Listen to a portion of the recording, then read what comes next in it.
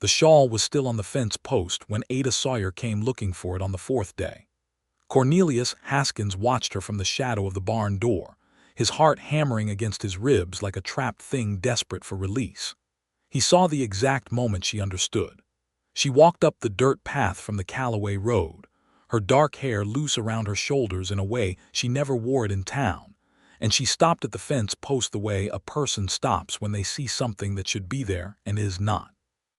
Her hand went out. Her fingers touched the bare, splintered wood. She stood still for a full 3 seconds, and then she turned and looked directly at the barn. She knew.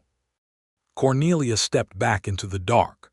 The shawl was folded on the workbench behind him, where he had placed it the first night, where he had looked at it every morning for 3 days and told himself he would return it before sundown, and where he had failed, every single sundown, to do any such thing. He had kept it. He had kept Ada Sawyer's shawl for 3 days and done nothing, except unfold it once in the lamplight and breathe in the scent of lavender water and something warmer, something that had no name he was willing to speak aloud, and then fold it back precisely along its creases, because he was a man who prided himself on control, and here was proof that he had none. She was walking toward the barn. He considered pretending he was not there. He considered a dozen things simultaneously, and none of them were dignified, and so he straightened his spine and stepped out into the afternoon light and met her halfway across the yard, and he held the shawl out to her with both hands like a man surrendering a weapon. Ada Sawyer looked at the shawl. She looked at him. Her eyes were the color of strong coffee, and they were not kind in this moment, not gentle, not any of the things they had been across the fence line over the past 3 months of chance encounters and careful conversations. They were precise. They were asking something he did not know how to answer. 3 days, she said, not a question. I was going to bring it back, he said. You were going to bring it back, she repeated, and there was something in her voice that was not quite anger and not quite something else, something he had no name for either. I found an excuse not to, he admitted, and that was the truest thing Cornelius Haskins had said to another living person in 4 years, and it terrified him down to his boot heels. Ada Sawyer took the shawl from his hands. Her fingers brushed his, and neither of them moved for a moment, and the Wyoming wind moved between them with a sound like a slow exhale. This is where it began. Or rather, this is where it arrived, the way rivers arrive at a confluence they have been building toward since the first snowmelt of their origins. To understand what happened in that yard, you have to go back to the spring, to the mud season, to the week the Callaway Creek flooded its banks and the whole of Dry Fork, Wyoming Territory, spent 4 days dragging furniture to high ground and finding out who their neighbors truly were. It was April of 1882, and Cornelius Haskins had been in Dry Fork for 11 months, which was 11 months longer than anyone, including himself, had expected. He had come west from Ohio, a fact he did not advertise, because Ohio was not a romantic origin, and he was not a man given to romanticism.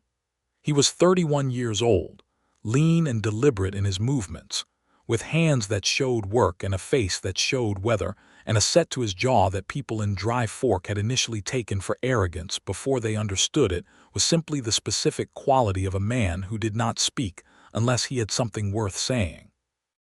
He had purchased 40 acres of mediocre grazing land at the eastern edge of the valley, on the theory that mediocre land was land he could afford to pay cash for, and he had spent his first Wyoming winter discovering exactly what mediocre Wyoming land felt like in February, which was specifically and personally hostile. He had survived the winter.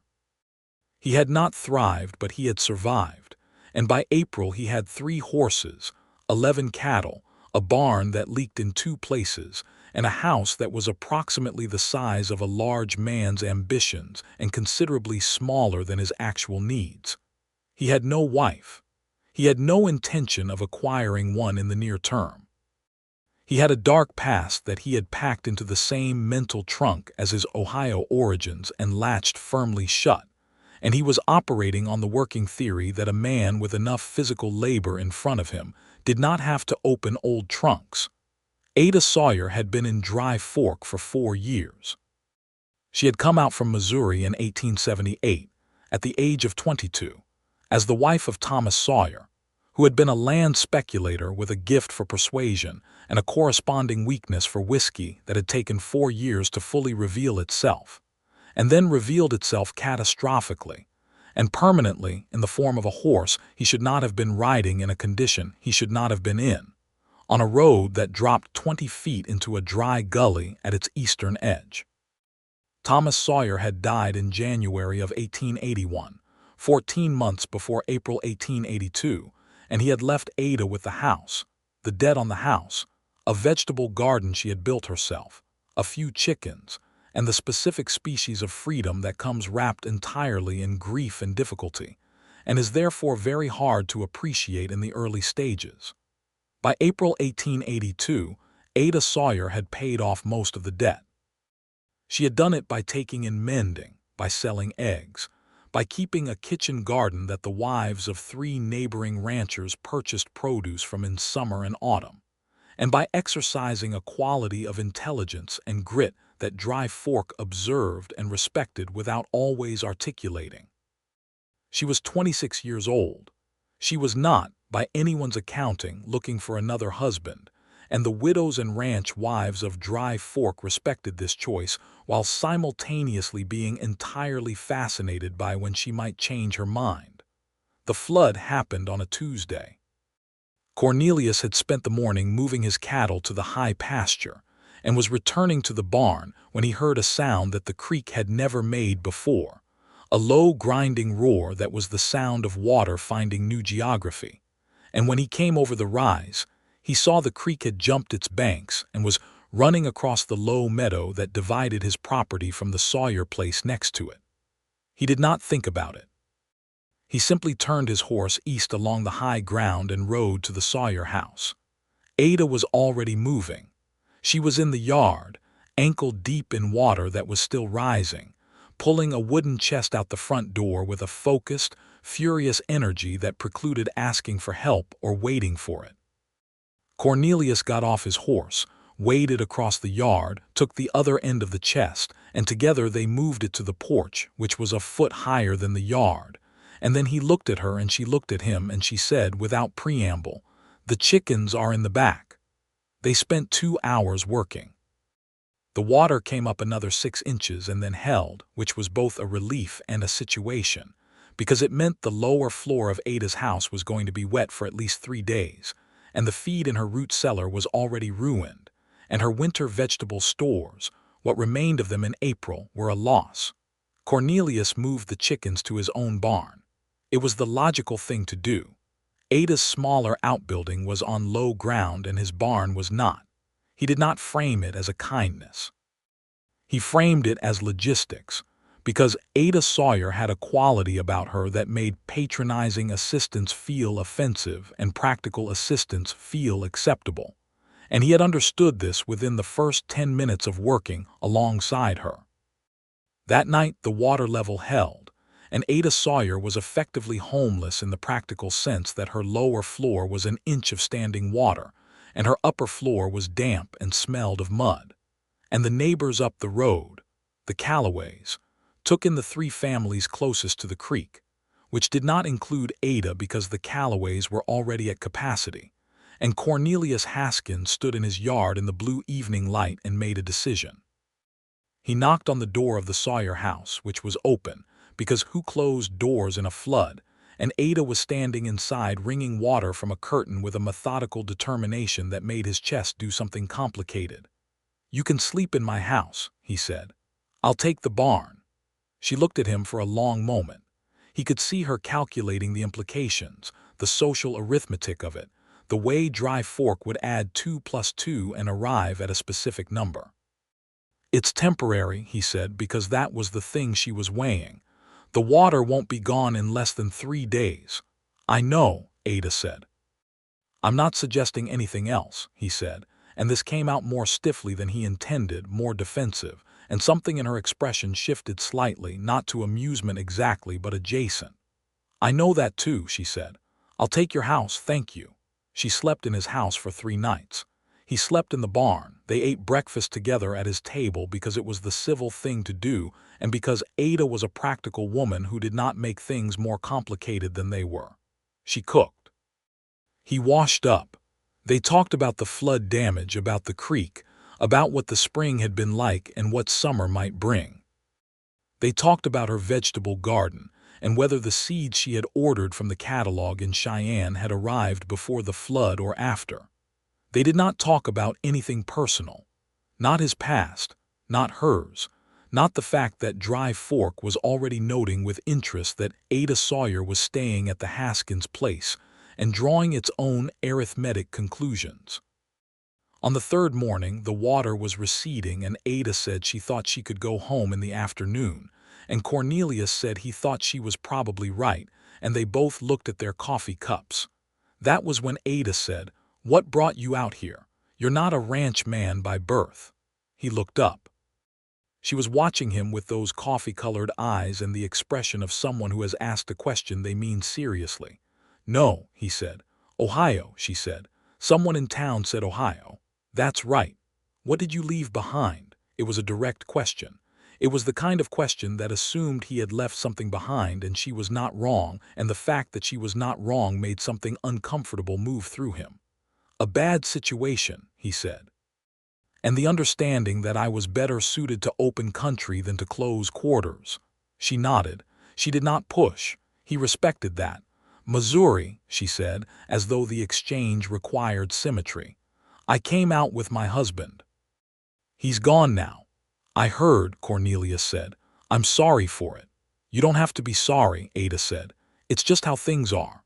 There was something in that statement that was honest in a way that most condolence exchanges were not, and he found that he liked her for it, in the way you like something that is clear and true and does not require you to pretend. She went home that afternoon. He helped her carry the chest back inside and pull the curtains back and sweep out the mud. He checked the root cellar and confirmed the damage and offered to have his man, a young hand named Billy Trent who worked part-time on the Haskins place, dig out the remaining ruined stores and haul them away. Ada thanked him. They shook hands at the door. It was a formal gesture between neighbors, and it was entirely appropriate, and Cornelius rode home thinking about nothing in particular with the focused intensity of a man thinking about something very specific. The months that followed had a shape to them, a rhythm that developed without anyone designing it. The creek came down. Spring turned green, and then into the kind of early summer that Wyoming does occasionally, a gift of warmth and light that makes you understand why people come out here and decide to stay. Ada's garden went in and came up strong. She had the Callaway wives over to see it, and sometimes in the late afternoon, when the light was the long gold of June, Cornelius could look across the low meadow and see her moving between the rows, her skirts dark against the green, and he would notice it the way you notice weather, as information relevant to the day. He started stopping at the fence line. The first time, it was genuinely accidental. He was repairing the east fence, working his way along it, and she was on her side of the property line picking early beans, and they were simply adjacent to each other, separated by 3 feet of air and some weathered rail fence. "How are the cattle doing?" she asked, because the West had not yet dried out everything informal about conversation between neighbors. "Well enough," he said. "The heifer I was worried about calved without trouble last week." "I heard it," Ada said. "The night sounds carry," he thought about that. The idea that she lay in her house at night and heard sounds from his place, heard the heifer calving, heard his life at its edges. "Does it bother you?" he asked. "The noise?" "No," Ada said. "It's good company, better than silence." He did not know what to do with that. He finished his fence repair and went back to his barn. But he stopped at the fence again the next week, and the week after, and it became, over the course of the summer, the kind of thing that happened naturally, the way water finds the low places in ground, not by decision but by gravity. He would be working the east fence or the high pasture, and she would be in her garden or coming back from the well, and they would talk across the rail fence for 10 minutes, or 20, about nothing urgent and everything real. He learned that Ada Sawyer had a younger sister in Missouri, named Clara, who wrote her letters full of social news that Ada read with affection and mild exasperation. He learned that Ada had wanted to be a schoolteacher before Thomas Sawyer had appeared in her life with his land speculation plans and his persuasive manner, and that she still had opinions about the difference between the way children should be taught to read and the way they were. He learned that she had read more books than anyone else in Dry Fork, that she borrowed them from the circuit librarian who came through twice a year, and that she had specific and uncompromising views on the relative merits of those books that he found himself both challenged by and delighted by. She learned about him, too, in the careful way he released information, which was not dishonest but was economical. She learned that he had a brother in Cleveland who he corresponded with infrequently. She learned that he had trained as a surveyor before the situation in Ohio had made a change of profession and geography feel necessary. She learned that he had a methodical mind and a quality of patience that was not passivity but was something closer to accumulated energy, the patience of a spring being compressed. He did not tell her about the dark past. He did not tell her about the woman in Ohio, about the betrayal that had lit up his entire previous life like a struck match and burned it down to something unrecognizable. He had packed that away, and he intended it to stay packed. But Ada was perceptive in the way of people who have lived through their own losses and come out the other side with a sensitivity to other people's hidden injuries, and sometimes he would catch her watching him with an expression that suggested she was reading something he had not written plainly, and it made him uncomfortable in a way he was not ready to examine. July was hot. August was hotter. The cattle drank more and Ada's well went lower, and there was a general anxiety across Dry Fork about whether the summer would have mercy before the grass gave out. Cornelius built a second water trough from lumber he had from the barn rebuild, and he hauled it across to Ada's place on the theory that her chickens needed water and his cattle were already at the creek. It was a practical gesture.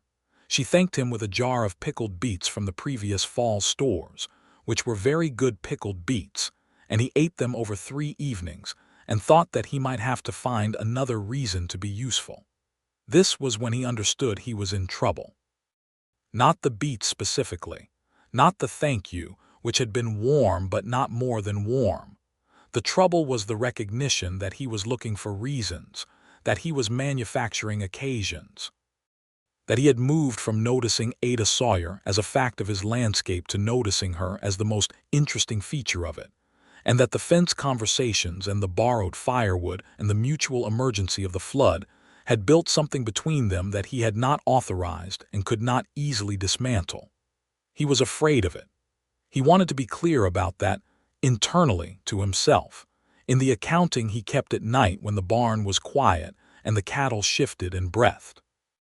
He was afraid because the last time he had allowed himself this particular vulnerability, this specific opening up of himself toward another person, it had ended in a manner that had required him to leave Ohio and everything in it behind, and come to Wyoming and rebuild himself out of physical labor and isolation. The woman in Ohio had been named Margaret, and he had loved her with the full force of everything he had at age 27, and she had been engaged to him for a year and a half before he discovered that the engagement was, from her side, a trap. Her family had wanted access to the surveying contracts he held with the county, had wanted the legitimacy of association with the Haskins name in those particular business dealings, and she had been executing their plan with a precision that he had mistaken for devotion. When the contracts fell through, when the county changed its surveying arrangement, the engagement had ended within 3 weeks, and the method of ending it had been public and humiliating in a way that had closed something in him like a shutter closing. He had been 28. He had come to Wyoming at 29. He was 31 now, and he was standing at a fence line every other day having conversations with a woman that made him feel something he had no interest in feeling. He pulled back in August. He found reasons to work the far pasture, to go into Dry Fork for supplies on days that were not his usual pattern, to be busy and unavailable and appropriately neighborly from a comfortable distance. Ada noticed. He could tell she noticed by the precise absence of any acknowledgement of it, which was its own kind of acknowledgement. The fence conversations became shorter. He was polite. He was not unkind. He was protecting himself with the skill of someone who had learned that the alternative to protection was ruin. And then September came, and with it, the incident of the shawl. It was a Saturday evening in late September, and there was a social gathering at the Callaways. The kind that Dry Fork held several times a year, potluck suppers with music if anyone felt like it, an occasion for the widely spread families of the valley to see each other in a context that was not emergency or commerce. Cornelius went because not going was conspicuous, and he was not a man who courted conspicuousness. Ada was there. Of course she was there. She was wearing a blue dress he had not seen before, and a cream-colored wool shawl that she had pulled around her shoulders against the evening chill, and she was talking to the Callaway wives with an animation, an ease that he had rarely seen in their fence conversations, because fence conversations were intimate in the particular way of two people with nowhere to look but at each other, and social gatherings gave you the relief of dispersal. He spoke to the Callaway men about the fall grazing and the price of beef in Cheyenne. He ate cornbread and something with venison that Mattie Callaway made exceptionally well. He drank 1 cup of the cider that Hector Callaway pressed each September and declined a second because he was driving his wagon home, and the road had a tricky section in the dark. Ada came and spoke to him at some point in the evening, naturally, as she spoke to everyone. She asked about the cattle and he answered. He asked about her sister in Missouri, and she said the last letter had been full of news about a church social that Clara had attended 3 times to see a particular young man. Ada was smiling when she said it, a smile that was fond and amused at once, and it undid a considerable amount of his August effort. "She sounds like she's walking a fence herself," Cornelius said, and Ada's smile changed slightly, became something more direct. "Fences are tricky," she said. "They are," he agreed. And that was all because Hector Callaway came to refill cups and the moment dispersed like smoke. The evening ended with the usual gradual unwinding of a rural gathering, people remembering they had livestock to check and children to put to bed and roads to navigate in the dark. Cornelius helped carry the Callaway's bench back inside and said his good nights and walked out to where his wagon was tied. He was halfway out the drive when he saw it. Ada's shawl was draped over the fence post at the edge of the Callaway yard, where people had been tying horses and leaning and talking all evening. It was pale in the moonlight, cream wool against the dark wood. He could see Ada's wagon already moving down the road. She must have forgotten it in the business of leaving, and he was between her departing wagon and the fence post with the shawl on it. He took it down. He would return it. He would catch her on the road or ride over in the morning. He got in his wagon and drove home. He did not catch her on the road. She was already out of sight by the time he reached the junction. He put the shawl on the seat beside him and drove home through the dark, the wool gleaming faintly in the moonlight, and when he arrived at his place, he carried it inside and set it on the workbench in the barn because he was going to ride it over in the morning, and the barn was where he would start his day. He did not ride it over in the morning. He went out to the barn, saw the shawl, picked it up, unfolded it, saw the careful stitching along the edge that she had done herself, the slight repair at the left corner where the fringe had begun to pull loose, and she had caught it before it could go further. And he stood in the barn for 5 minutes holding Ada Sawyer's shawl and understanding things about himself that he would have preferred not to understand. He folded it back. He set it on the workbench. The day had 100 things in it that required his attention, and none of them were Ada's shawl, and by evening he had not ridden it over. Day 2, he told himself he would go in the afternoon.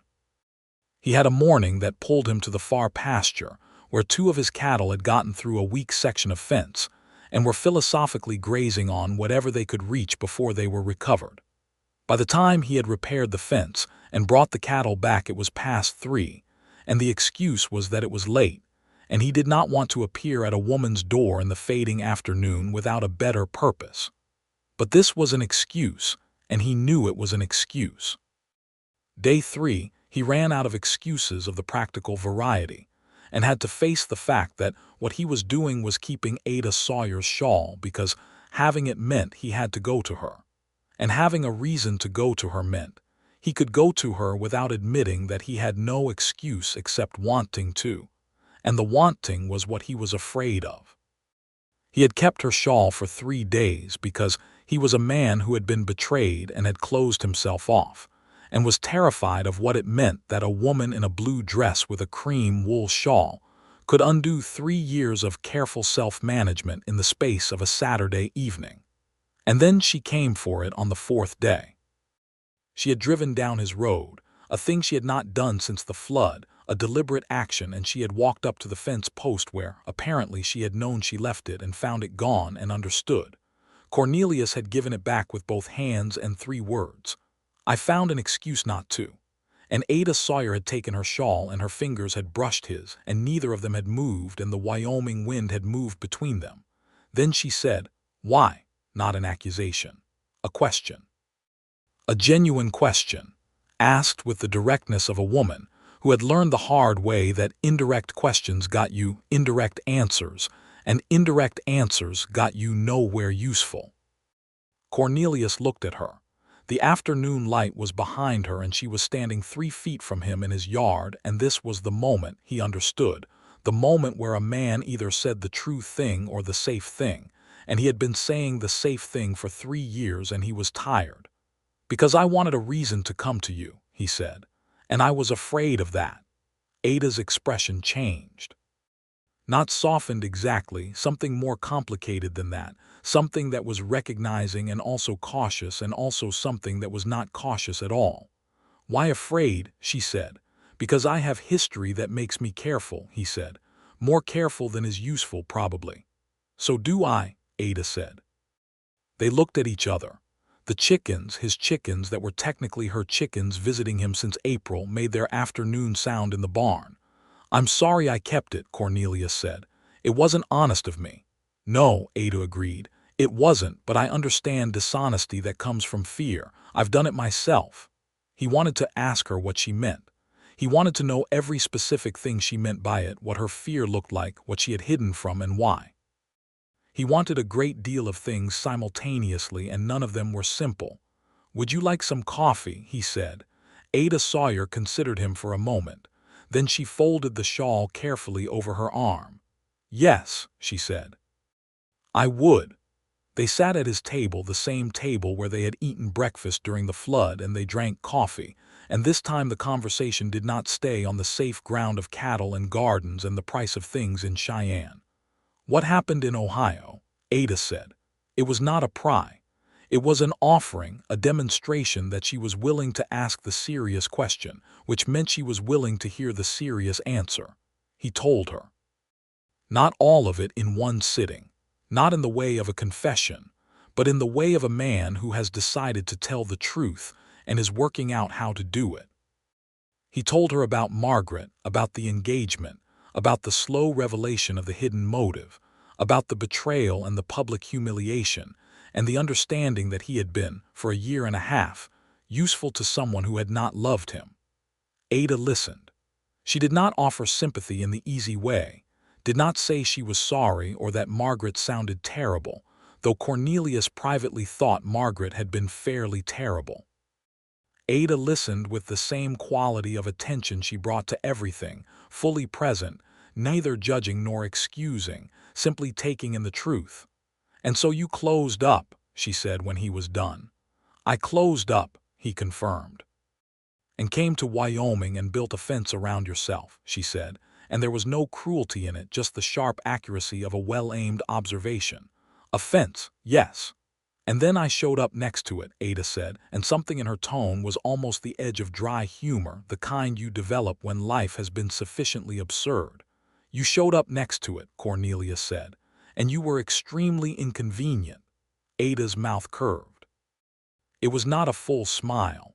It was something more interior, something he recognized as the expression of a person who is choosing to allow themselves something they had been denying. Thomas was not a bad man, she said, and this was her beginning, the first movement toward the truth she was offering in return. He was a weak one. There's a difference. He never intended to hurt me. He intended to be better than he was, and he couldn't manage it, and the whiskey was the easiest answer he could find to the distance between what he intended and what he was.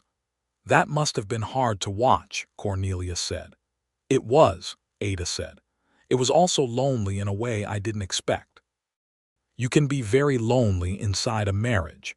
I think that might be the specific kind of lonely that's worst, because you have the form of company without the substance.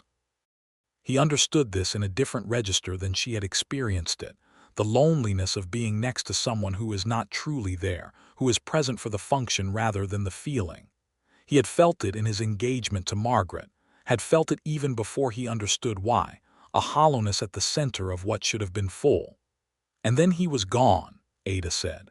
And I was lonely in the other way, the one where you're simply alone. And I think I have been afraid, too. Afraid of the first kind again, of being in the middle of something and finding out it's hollow. Cornelius looked at his coffee cup. I haven't given you much evidence that I wouldn't be hollow, he said. No, Ada said.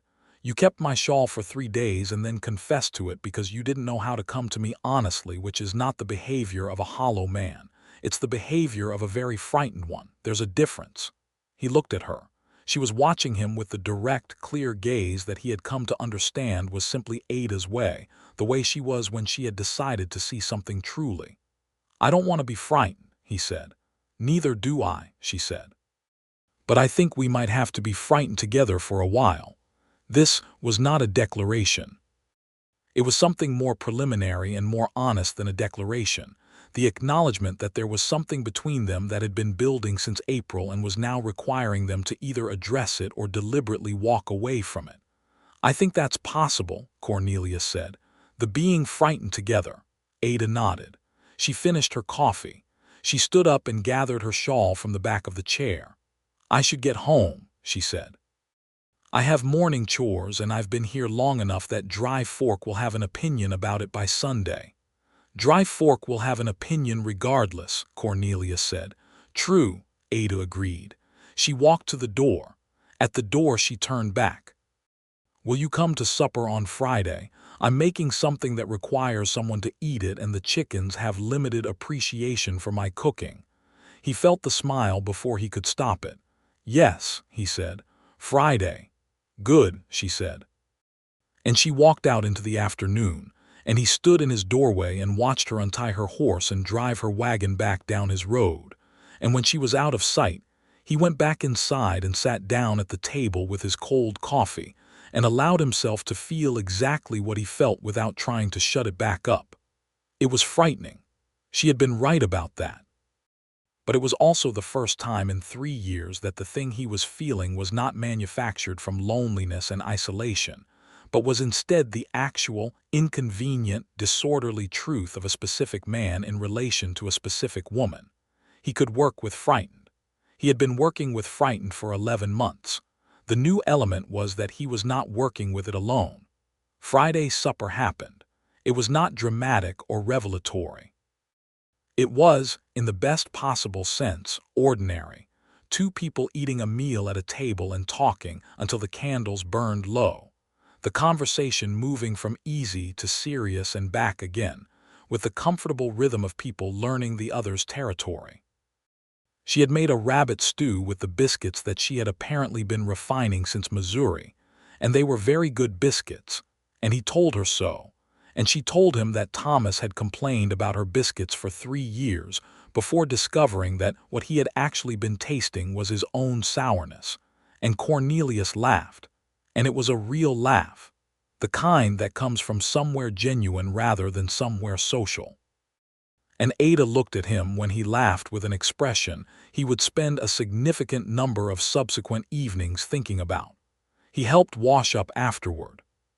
Standing at the wash basin while she dried and put away, he told her about his brother in Cleveland, about the letters that came quarterly and reported on a life that felt very far from his own, a city life with regular employment and a wife who baked things on Sundays and children who were growing up fast, and something wistful in his voice when he described it that surprised him. "You want that," Ada said. "Not a question." "I thought I had stopped wanting it," Cornelius said. "After Ohio. Things don't stop being real because they become inconvenient to want," Ada said. He thought about that for a long time afterward. October came with the specific quality of Wyoming October, which was a beauty that had an ultimatum in it. The brilliant clear days and the hard cold nights that were both beautiful and a message about what was coming. The aspen on the ridge behind Ada's place turned gold, and Cornelius started showing up on Fridays without either of them having to plan it, and sometimes on Tuesdays too, with a practical reason, firewood or fence questions or the news from town, and sometimes without the practical reason, which was its own kind of honesty. Dry Fork noticed. Dry Fork always noticed. The Calloway wives made their assessments known to each other in the particular shorthand of women who have known each other a long time, and the assessment was generally approving because Ada Sawyer was well regarded and Cornelius Haskins, while quiet and somewhat closed, had proved himself a good neighbor and a steady hand in a crisis, and the flood had demonstrated that, if nothing else. Billy Trent, Cornelius's young hand, who was 19 and conducting his own tentative courtship of the blacksmith's daughter in town, gave his employer a long look one morning when Cornelius mentioned he was riding over to the Sawyer place with a load of split firewood. "You been over there a lot," Billy said, with the simple observation of someone too young to know he should frame it differently. "I have," Cornelius said. "She seems fine," Billy offered. "She is," Cornelius agreed and loaded the firewood without further elaboration, but the corner of his mouth was doing something that Billy Trent stored as interesting information. The conversation that changed things happened in November. There had been a letter for Ada from her sister Clara in Missouri, and while Ada had mentioned Clara many times, the letter that arrived in early November was different. Clara was ill. Not gravely, not immediately dangerously, but genuinely ill, a fever that had gone on too long and a weakness that the doctor in her town was monitoring with the careful language of someone who was not certain. Ada showed him the letter on a Friday and he could see, beneath her composure, the precise texture of fear. "I should go," Ada said. "I should go and see her." "Yes," Cornelius said, "you should." "But the house," Ada said, "and the chickens. And the garden still has some winter vegetables coming, and I don't know how long I'd be gone. It could be 3 weeks, it could be longer." "I'll see to the house," Cornelius said. She looked at him. "And the chickens," he said. "And whatever is left in the garden, I'll see to all of it. Billy can help." "Cornelius," Ada said, and his name in her mouth had a weight to it, a significance because she did not use it often, used it when she was being most direct. "You need to go to your sister," he said. "Go." She left for Missouri the following week, taking the stage to Cheyenne and then the train east, and she was gone for 3 weeks and 2 days, which was, as it turned out, a significant amount of time. He had not understood, until she was gone, exactly how much of the color of his days had been her. Not in a sentimental way, not in a way that embarrassed him, but in the practical way that you don't notice light until it's reduced. He went over to her house every other day to check the chickens and collect what remained in the garden, and he split firewood and stacked it on her porch, and he swept the porch, and he mended the gate that had been sticking since September, and he did these things with a concentration that was partly useful and partly a way of being near her when she wasn't near. He wrote her a letter. He had not planned to. He had planned to keep a report of the practical things, the chickens and the garden, practical information that would be useful to her while she was away. But he sat down at his table with the paper and he wrote 2 paragraphs about the chickens, and then he wrote 3 pages about everything else, about the way the valley looked in November, about a conversation he had had with Hector Calloway about the coming winter and what it would take to get through, about a book he had borrowed from the circuit librarian, about the fact that Friday had been odd without its usual anchor. He held the letter for a day, and then he sent it. She wrote back. The letter arrived from Missouri in the 2nd week, and Clara was improving. The fever had broken. The doctor was cautiously optimistic, and Ada was relieved in a way that came through even in her careful handwriting, a quality of loosened tightness in the phrasing. And she wrote 3 paragraphs about Clara and the town in Missouri in November, and she wrote 2 pages about everything else, about the things she was noticing from a distance, about how much bigger her life looked when she stepped back from it, about how she was not afraid of what she was feeling when she thought about coming back. He read that line 3 times. She came back in late November. The stage from Cheyenne came into Dry Fork on a Tuesday afternoon, and Cornelius had a feed run in town that day, had planned it for days in advance, which was not coincidental. He was at the stage stop when she came off the stage, and she saw him and she stopped on the steps for a moment, and then she came down and they stood on the Dry Fork Main Street with the November wind making everyone's coats work, and he said, "Clara is well." "Clara is well," Ada confirmed. "Better than well." "She's engaged," he smiled. "The young man from the church socials." 3 church socials and then apparently quite a decisive conversation, Ada said. "She's very happy." "Good," he said. "I'm glad." They stood for a moment.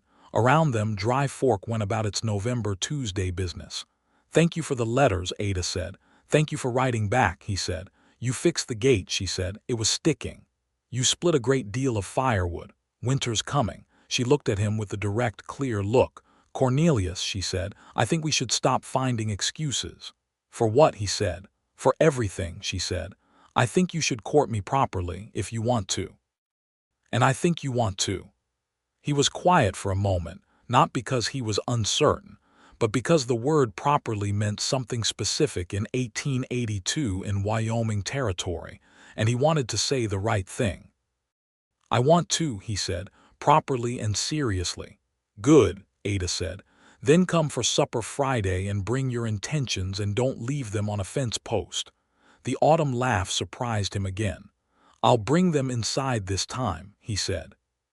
He courted her properly through November and December and into the dead of the Wyoming winter, which was a courtship conducted largely indoors at tables with coffee and oil lamps and books read aloud, and arguments about the relative merits of those books that were, in their own way, a form of intimacy. He took her to the Christmas gathering at the Callaways, and they arrived together and left together, and Dry Fork made its social arithmetic calculation and arrived this time at the correct answer. He told her the rest of Ohio, not the abbreviated version he had given her in October, but the full version, the texture of it, the specific humiliation and what it had done to his ability to trust himself as much as his ability to trust other people. He told her that he had spent 3 years certain that his own judgment was compromised, that what he felt could not be trusted because it had been wrong before, and that keeping her shawl had been a symptom of this, a way of letting the feeling exist without having to stake himself to it. Ada listened to all of it, and then she said, "Your judgment was not compromised. A woman deceived you deliberately. That is about her character, not your perception." "You sound certain," he said. "I am certain," Ada said. "I've watched you for 8 months. Your judgment is very good. You just need to let yourself use it." He leaned across the table and kissed her. It was the first time, and she was surprised for exactly 1 second, and then she was not surprised. And when he pulled back, she was looking at him with something that was not composed and not careful and was entirely, unguardedly her. "That was using my judgment," he said. "Good judgment," she said. January of 1883 was brutal in the way Wyoming Januaries could be, which was thoroughly and without apology. The snow came in hard, and the temperature dropped to levels that made outdoor work a careful and abbreviated affair. Cornelius and Ada spent long evenings by her fire or his, and the winter, which would have been an ordeal of isolation in any previous year, became instead the crucible in which they learned each other with the specificity that only extended close company allows. He learned that she was afraid of lightning storms, a fear she bore with dignity, but which made her very still and very quiet in a way that was the opposite of her usual directness. He learned that she had a fierce streak of justice, that she cared about the treatment of the workers who came through, the Chinese railroad workers who had built the transcontinental line a decade before, the Lakota and Arapaho people whose land the whole of this valley had once been, whose displacement was a fact of her life here that she carried with a weight he respected. She did not pretend the injustice away. She held it as something real. "We are living on land that was taken," she said one February evening with a direct simplicity. "I don't think that can be undone, but I think it can be acknowledged. I think it has to be." "Yes," he said. He had surveyed enough of this territory to know its history in the legal and practical sense, to know what the surveys had been used for, and the knowledge sat in him with a particular gravity. She learned about his brother. She learned about the surveying work and what it had meant to him, the precision and the attention to the lay of the land, the way he had felt most himself when he was reading the actual earth and putting what he read into useful form. She learned that he had left that behind in Ohio and had not let himself miss it, and she encouraged him to consider whether a man with surveying skills in a territory that was still being mapped and settled and disputed was a man who might find his skills needed. "You don't have to build yourself smaller than you are," she told him in February with the directness that was her signature. "You came out here to survive. You've survived. Now you can consider building." He thought about that for several days, and then he wrote a letter to the Territorial Surveying Office in Cheyenne, because it was Ada Sawyer who had told him to, and because he was, by this point, a man who listened to Ada Sawyer. In March 1883, Cornelius Haskins asked Ada Sawyer to marry him. He did not do it at the table or by the fire or in any of the ordinary places where they had spent their winter months. He took her out in the March afternoon, which was cold but had the first quality of relent in it, the light staying longer, the particular smell of the high country at the edge of thaw, and he walked her to the rise at the east edge of his property where you could see the whole of the Dry Fork Valley spread out below, the creek a dark line through the pale winter grass, the town in the far distance, the mountains beyond everything. He stood beside her and he said, "I want to stay here, with you. I want to build something here that we build together, not separately, and I want to do that for the rest of my life if you'll let me." Ada looked at the valley for a moment. Then she looked at him. "Yes," she said. Simple, clear, direct. "Ada." He put his arm around her and she leaned into him, and they stood on the rise in the March cold looking at the valley that was going to be their life. They were married in April 1883, almost exactly a year after the flood that had first put them side by side, hauling furniture out of muddy water and discovering who the other person was. The wedding was at the Dry Fork Church, a small wooden building that had been built 4 years previous and was still learning to keep out the wind. And the Callaways came, and Billy Trent came in his good shirt, and the Reverend Morrison, who came through the circuit. Once a month happened to be scheduled for that Saturday, which was a luck that Ada took as a sign of something favorable. She wore the blue dress and the cream shawl. He wore his only suit, which he had sent to the laundry in town, and which had been pressed by a woman in town named Mrs. Chin, who ran a laundry service with her husband and did excellent work. He thought, standing at the front of the church with Reverend Morrison and watching Ada come down the short aisle, that he had been in this specific condition of terror before, at Margaret's engagement, and that it was not remotely similar, not in quality or in texture, because this terror was the terror of something real rather than something performed. Ada's eyes found his and she smiled at him. The actual interior smile that was not social, and the terror became something else. They made their promises. He meant every syllable of his. He heard her mean every syllable of hers. They walked out of the church as the Haskinses, and Dry Fork stood in the April sunshine and wished them well with the warmth of a community that has watched something good develop and is glad to see it arrive. The practical questions of two households becoming one had been discussed with the same directness that characterized all their discussions. The Sawyer house, which Ada had spent 4 years making livable, and which was newer than Cornelius's house, became their house. His place became the working ranch headquarters. The distinction mattered practically and did not matter emotionally. What mattered emotionally was that they were together now, in the full sense of together, which was not performance but actual and daily and particular. The Cheyenne Surveying Office wrote back. The letter arrived in May of 1883, 3 weeks after the wedding, and it was a response to Cornelius's February letter, the delay being bureaucratic rather than personal, and it offered him part-time contract work surveying disputed land boundaries in the southern part of the territory.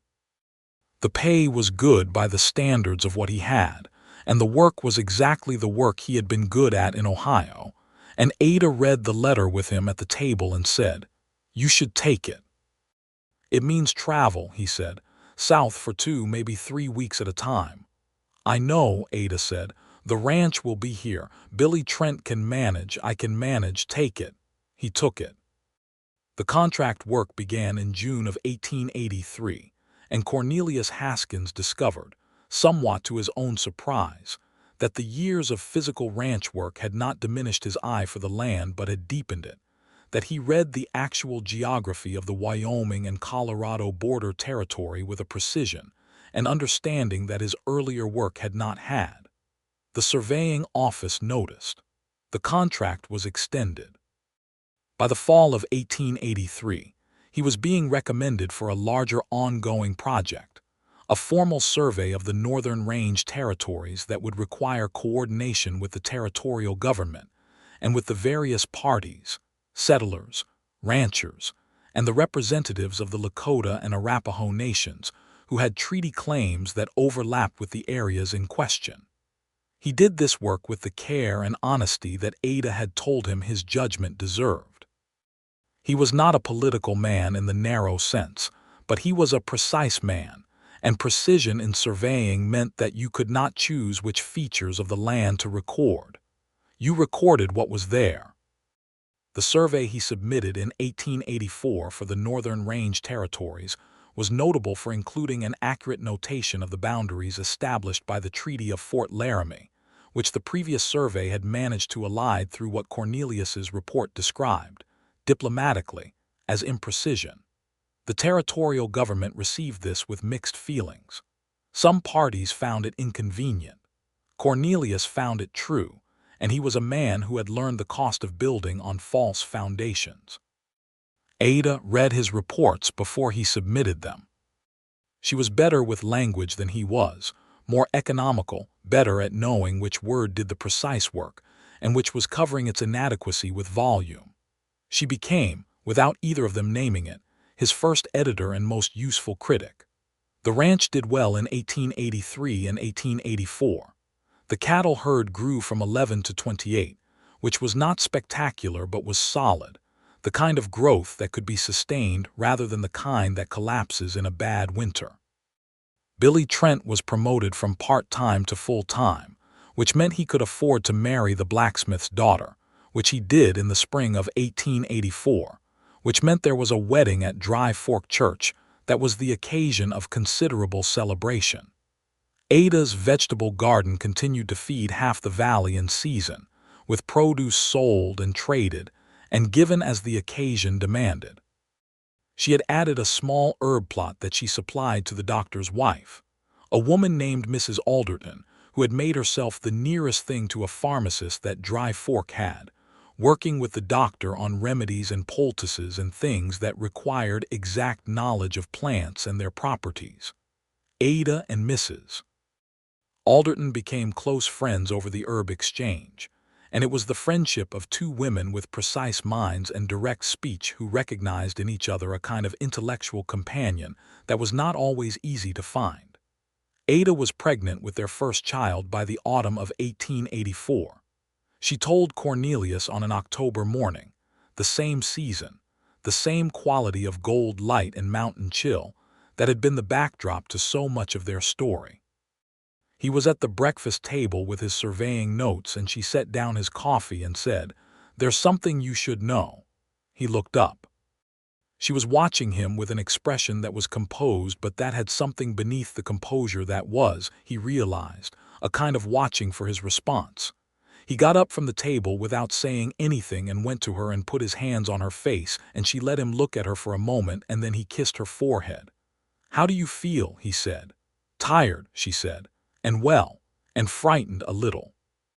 "Frightened together," he said, which was a reference to a conversation 18 months old, and she recognized it immediately. "Frightened together," she agreed. Their son was born in May of 1885.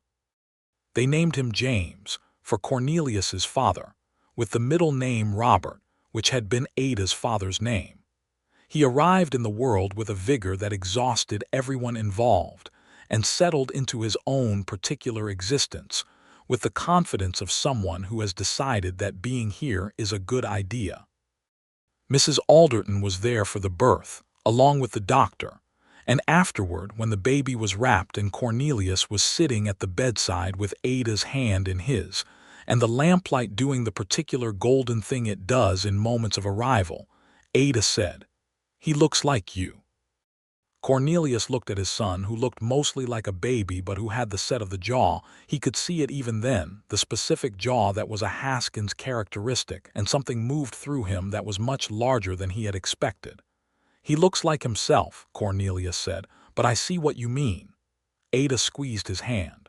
"We did something right," she said. "We did," he agreed. James Haskins grew up in the Dry Fork Valley, which was an excellent place to grow up in the years when it was still becoming what it was going to be, still full of the specific freedom and difficulty that the frontier life carried before it organized itself into something more settled. He grew up with the chickens and the cattle and the smell of his mother's herb garden and his father's surveying papers spread on the kitchen table in the evenings, and the particular sound of two people who respected each other talking across a room. Cornelius finished the Northern Range Territory Survey in 1886, and the report was received by the territorial government with the mixed feelings that accurate surveys of contested land tend to generate. 3 ranching concerns found its notations of treaty boundaries inconvenient. The territorial governor found it legally indelible once submitted. Cornelius Haskins found it done, which was the only thing he had aimed for. The surveying office offered him a permanent position in Cheyenne in the spring of 1886, a salary and an office and a formal role in the Territorial Mapping Authority. It was a significant offer. He and Ada talked about it for 4 evenings at the kitchen table. "Do you want to live in Cheyenne?" she said directly as she said everything. "I don't," he admitted. "I like it here. The contract work can continue without the permanent position. It can, it's less secure, less predictable." "We've managed less predictable before," Ada said. "We have," he said. "Then stay," she said. "Keep the contracts, we'll manage." They wrote back to Cheyenne with a polite decline. The contract work continued. The ranch continued. Billy Trent was learning the cattle operation well enough that Cornelius could be away for the surveying work without the ranch suffering, which was the practical freedom that made the choice to stay in Dry Fork and take the contracts viable. Ada received a letter in the summer of 1886 from her sister Clara, now married and settled in Missouri, announcing the birth of her first child, a daughter. Ada wrote back a letter of congratulation that took her 2 sittings, and that was, Cornelius suspected from the length of it, considerably more than congratulation. "What did you write?" he asked. "Everything," Ada said. "I told her everything about what it feels like." "And what does it feel like?" he said, genuinely curious. Ada looked at James, who was 14 months old and had recently discovered that objects could be moved from one place to another, and was applying this discovery with the enthusiasm of a small scientist conducting important experiments. "Like you've been expanded," she said. "Like you were a room that didn't know it had another room next to it, and then the door opened." He thought about that. That's exactly it, he said. The autumn of 1886 brought another development. Ada had been talking, quietly but persistently, to the Dry Fork School Board, which was a committee of 4 ranchers' wives and the Reverend Morrison's successor, a young minister named Reverend Cole who had arrived in 1885 and had opinions about education that were not as retrograde as Ada had feared. Dry Fork had a school, had had one for 2 years, and it was staffed by a succession of young teachers from the East who came for a year and mostly left, because Dry Fork was small and isolated, and the winters were unforgiving and the salary was modest. Ada went to the school board in September of 1886 and made an argument for herself as a permanent teacher, on the grounds that she would not leave after a year because this was her home, that she had read more than any traveling teacher they were likely to import, and that the children of Dry Fork deserved continuity and someone who understood the specific demands of their lives. The school board debated for 2 weeks. They hired her. Cornelius came home from a surveying trip south in October to find Ada already 2 weeks into teaching, coming home in the evenings with the particular tired and energized quality of someone doing the work they were made for. She talked about her students with the precision and affection she brought to everything she cared about, knew each of them as an individual with specific capacities and specific struggles, and was already making changes to the curriculum that were bringing complaints from 2 of the more conservative board members and enthusiastic agreement from the other 2. "You're causing trouble," he told her one October evening with a smile he did not try to suppress. "I'm doing what I was always meant to do," she said, with a serenity that was not arrogance but was simply the clarity of a person who has finally found the right fit. The school, under Ada Haskins, began to be something that Dry Fork was proud of in a concrete way, not just the idea of a school but the actual product of it. Children who had been uncertain readers became confident ones. Mathematics was taught with a connection to the practical problems of ranch and farm and household accounting that made it real. Ada brought books from the circuit librarian and eventually wrote a grant to the Territorial Education Office for a permanent book purchase, and the school had a shelf of 20 books by 1887, which was more than any other school in the county, and which Ada guarded with a fierce and loving attention. James turned 2 in May of 1887 and was a child of considerable energy and clear opinions, which his father observed was a familiar combination, and his mother agreed while noting that James had inherited the stubbornness from the Haskins side, at which point Cornelius declined to argue because it was probably true. The second pregnancy arrived in the winter of 1887. Ada told him on a January evening by the fire, with the snow coming down outside in the serious way of Wyoming winter, and this time there was less fear in her expression and more of something like wondering, the specific wonder of someone who already knows what the door opens into and is glad to go through again. Their second child, a daughter this time, arrived in August of 1888. They named her Frances, for no particular reason except that it suited her from the moment she arrived, a serious and watchful infant who seemed to be gathering information about her situation with a thoroughness that both parents recognized. "She's going to be smarter than all of us," Ada said, 3 days after Frances arrived, looking at her daughter with the wondering expression. "She's 4 days old," Cornelius said. 4 days is enough to see it," Ada said. He looked at his daughter, who was looking at the ceiling with the focused intensity of someone conducting an investigation, and thought Ada was probably right. Frances grew up with the specific benefit of having a 2-year older brother, who provided both companionship and instruction in the full range of outdoor activities that the Dry Fork Valley offered, and the specific benefit of parents who treated her intelligence as a given and her education as non-negotiable. Ada was her teacher during the school years, which required both of them to be more professional about the relationship than was entirely natural, but they managed it with a shared sense of the absurdity that kept it workable. The surveying work continued into the late 1880s, with Cornelius taking on a project in 1888 that required him to work with a Lakota representative named David Morningstar, a man who had been educated at the mission school in the 1870s and was working with the tribal leadership to document the boundaries of treaty lands using the combined methods of Western survey and the traditional land knowledge that the Lakota had maintained across generations. It was some of the most complex and most meaningful work Cornelius had done, and he came home from the first trip with more to say than he usually did, talking to Ada for 2 evenings about what he was seeing and what the maps meant and what it would mean if the documentation held up legally. "Will it?" Ada asked. "Hold up legally?" "I don't know," he said honestly. "The legal situation is what it is, but the documentation is accurate. That's what I can control."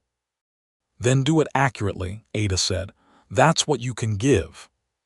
He worked with David Morningstar for 2 seasons, and the resulting documentation was submitted to the territorial government, and the Federal Bureau of Indian Affairs, and both entities received it with the complicated response that accurate records of inconvenient truths tend to generate. Cornelius was not naive about what would happen next. He had been in surveying long enough to know that what was true and what was acted upon were not always the same thing, but the record existed. It was accurate. Future arguments could be built on it in ways they could not be built on erasure. He wrote a private account of the work and the findings and gave it to Ada, who read it in one sitting and then looked at him and said, "This should be published. It's a surveying report." "It's a history," Ada said. "Write it as a history." He spent a winter evening writing a version for a Cheyenne newspaper. Ada edited it, which was to say she took his precise technical language and made it into something that a person could read without a cartographic background, while preserving the exactness of the facts. The piece was published in the Cheyenne Daily Leader in the spring of 1889, attributed to Cornelius T. Haskins, land surveyor, and it was the first thing he had published, and it had Ada's fingerprints all over it in the best possible way. Wyoming achieved statehood in 1890, becoming the 44th state of the Union, and it did so with the distinction of being the first state in the Union to have granted women the right to vote, a fact that Wyoming Territory had established back in 1869 and maintained through its territorial years despite considerable external pressure to revoke it. Ada Sawyer Haskins, who had been voting in territorial elections since she arrived in Dry Fork, voted in the state election of 1890 with the specific satisfaction of someone who has never taken the right for granted. Cornelius voted beside her, and after standing on the main street of Dry Fork in the October afternoon, he said, "How does it feel?" "The same as it always has," Ada said, "which is exactly how it should feel, like a fact, not a favor." James was 5 in 1890 and learning to read with a focus that was specifically his mother's. Frances was 2 and learning to walk with a determination that was, Cornelius privately thought, entirely her own. Billy Trent had 2 children of his own and was effectively running the ranch's cattle operation, which meant that Cornelius could take on more surveying work or less as the season and the family required, a flexibility that was one of the things he had built without entirely planning. The 1890s brought changes to Dry Fork as they brought changes everywhere in the territory-turned-state. The railroad line that came through in 1891, 20 miles south of Dry Fork, changed the economics of cattle ranching in ways that required adaptation. Cornelius sold 12 head to the first drive south to the rail line in 1891 and recognized that the days of the long cattle trail north were ending and the economics of proximity to the rail were beginning, and he began to think about what that meant for how the ranch was run. He and Ada talked about it as they talked about everything, with the same directness and lack of performance that had been the quality of their conversation since a September afternoon in a yard when he had given back a shawl with both hands and said the true thing. "We're not going anywhere," Ada said in 1891, regarding the future of the ranch. Dry Fork is where we're from now, so we adapt. They adapted. The cattle herd was refined toward beef breeds better suited to the rail market. The small, diversified operation that Ada had always encouraged over the single commodity approach that could be wiped out by a bad year became the model, cattle and produce, and the teaching salary that came in regular as the seasons. The 1890s also brought the Dry Fork School's expansion. The territorial, now state, education office had been tracking school outcomes, and Ada's school was consistently among the top performing in the region by the metrics they used, which were limited metrics but pointed in a useful direction. She was asked to serve on a state education advisory committee in 1892, which required trips to Cheyenne twice a year, and she went with the same focused seriousness she brought to everything, and came back with connections and resources that benefited Dry Fork School materially. Cornelius managed the home and the children on the weeks she was in Cheyenne.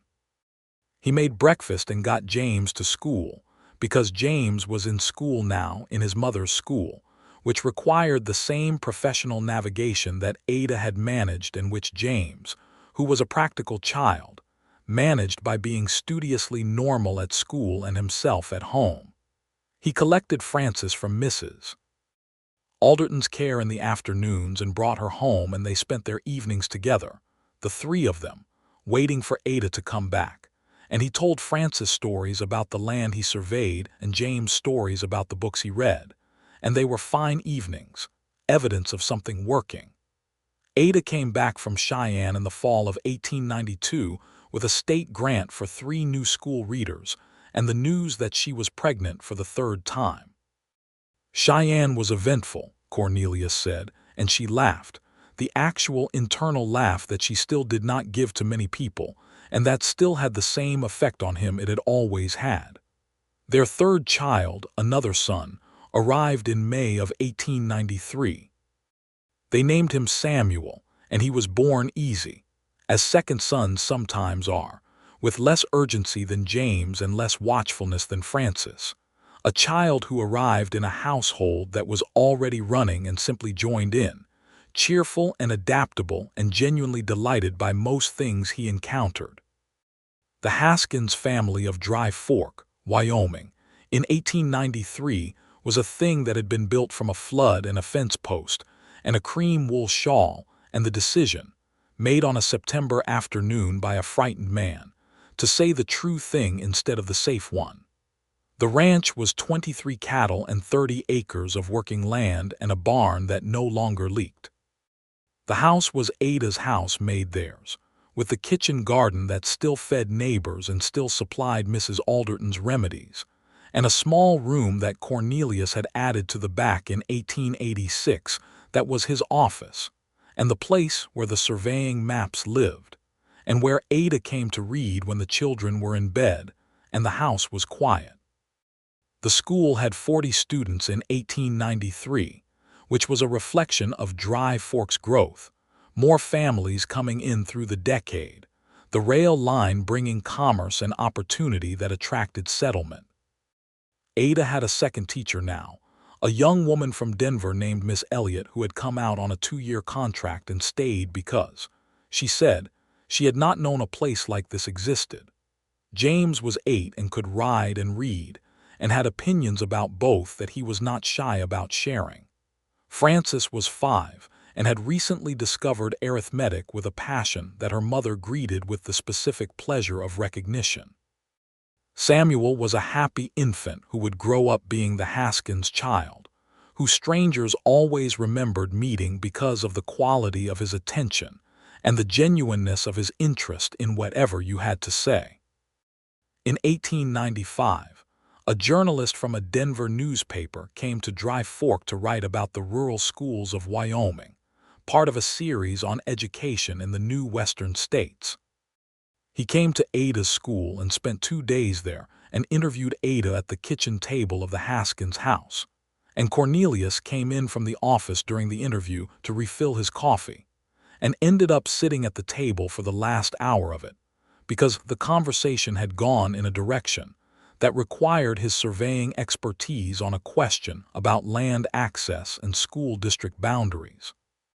The article ran in the Denver paper in October 1895 and called Ada Haskins the finest rural educator in the state of Wyoming, a woman whose school is less an institution than a community of learning built by someone who understood from the beginning what education is actually for.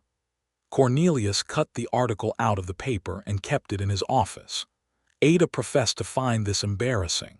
She did not ask him to take it down. In 1897, the surveying office in Cheyenne asked Cornelius to take on a 5-year project coordinating the comprehensive mapping of the northwestern section of the state, a project with a full team of surveyors and a significant budget, and the kind of scope that his Ohio self, the 27-year-old who had thought his prospects were linked to Margaret's family's goodwill, would not have imagined. He accepted it. He was 46 years old and in full command of the specific intelligence and skill set that his life had assembled for him, the surveying training and the Ohio precision, and the Wyoming weather knowledge and the 4 years of Ada saying, "You don't have to build yourself smaller than you are."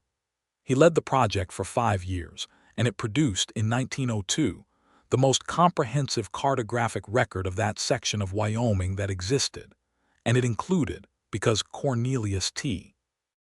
Haskins was that kind of surveyor, full annotation of the treaty boundaries and the original land designations that the legal settlements had not always honored, a record that would be cited in court cases in 1908 and 1913 and several times beyond that.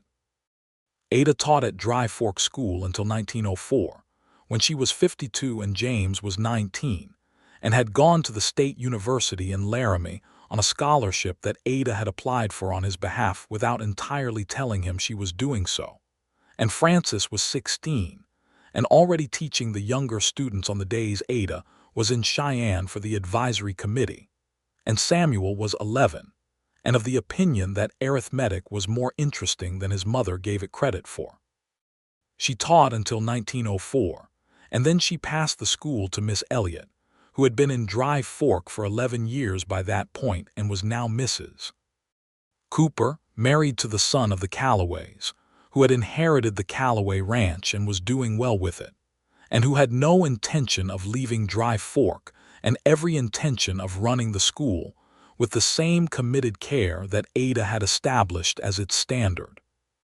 Ada retired from teaching into the life of the ranch and the house and the garden and the surveying reports that she was still editing, and the state education committee she still served on, and the letters she still exchanged with Clara in Missouri, where Clara's daughter was now grown and had a family of her own, and wrote her own letters to Aunt Ada that were, Clara said, among the things her daughter looked forward to most. The Haskins Ranch in the early years of the 20th century was a settled working place that bore the marks of 20 years of care.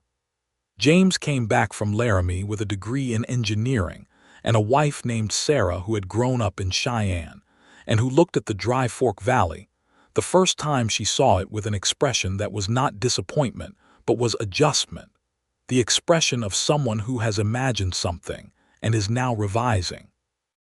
By the second summer, Sarah Haskins was in Ada's garden and had opinions about the herb section that were the opinions of someone who knew what they were looking at. Frances, who had exceeded every expectation set by her 4-day-old self staring at the ceiling with focused intensity, took herself to school in Denver and came back a doctor, one of the first women physicians in Wyoming, which was harder than it sounds and easier than it might have been because she was Frances Haskins, and difficult was not a category that caused her to revise her plans.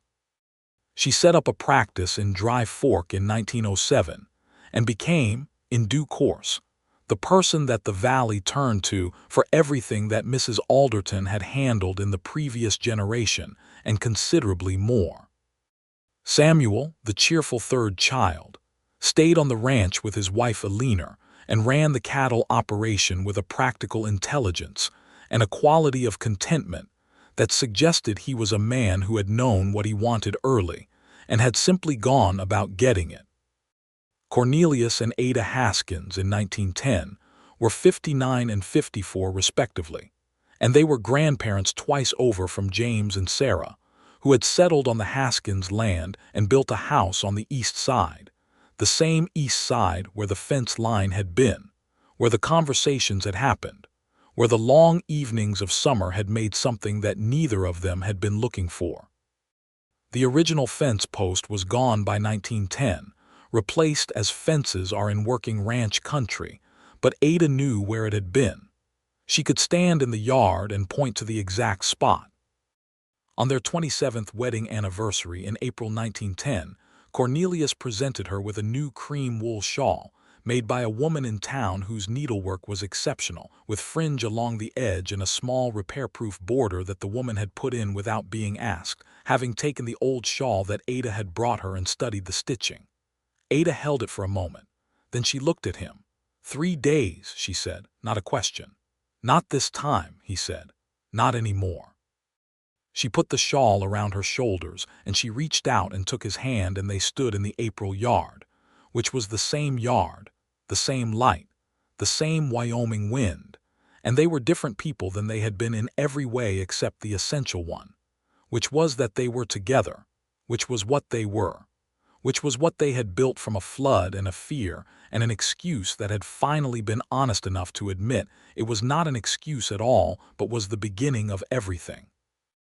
James and Sarah's son, Thomas, was 3 and conducting an investigation of the yard with the single-minded enthusiasm of his grandmother's Francisette Forday's energy applied to the external world, and he came up to his grandfather and tugged on his hand and said, "What is that?" pointing at the shawl. "That is your grandmother's," Cornelius said. "It's very pretty," Thomas said, with the honest assessment of a 3-year-old. "It is," Cornelius agreed. "She is too." Ada shook her head at him, which was the expression she used for things that pleased her more than she always showed. They walked back inside together, Ada in her new shawl and Cornelius's hand at her back, and Thomas following with the determined stride of someone who has decided the adults are going somewhere interesting, and he will not be left behind. And the April light was long and gold through the Wyoming afternoon, and the door closed behind them on a life that had been built by 2 frightened people who had been frightened together, until they were not frightened anymore. Or rather, until the fear was so much smaller than what they had built around it that it no longer mattered. The way a creek comes down in the spring, and you can walk right across it, and you remember when it had you dragging furniture to high ground, and you are grateful for what the flood made. The shawl lived on a hook by the kitchen door from that anniversary forward, in the way of things that have earned their place. It was there every morning when Ada came downstairs to start the kitchen fire, and it was there every evening when the last lamp was banked, and it was the cream of it against the dark wood of the hook that Cornelius looked at last before he slept, a thing that had been on a fence post for 3 days while he found his courage, and that had never been lost since. Some things take time to come home. The important ones always do.